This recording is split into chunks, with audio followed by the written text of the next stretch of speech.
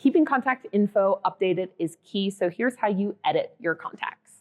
So all you have to do to bring up the contact's profile is click on their name, and I'm going to click George for this example.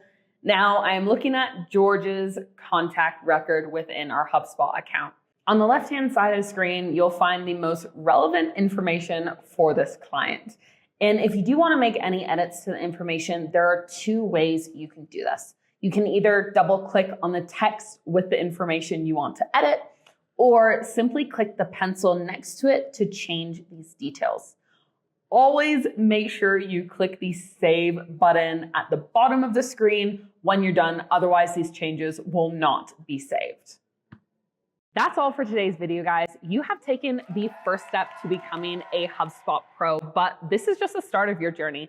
If you really want to master contact database management with HubSpot, make sure to check out our blog. If you found this video helpful, don't forget to like and subscribe, and also drop us any questions you have in the comments below. Now, if you feel like you're not seeing the ROI that you were promised from HubSpot, but you honestly just don't have the time to figure everything out, book a free consultation with us now.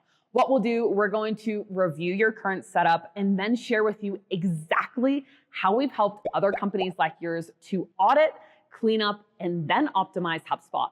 Grab your free consultation using the link in the description now.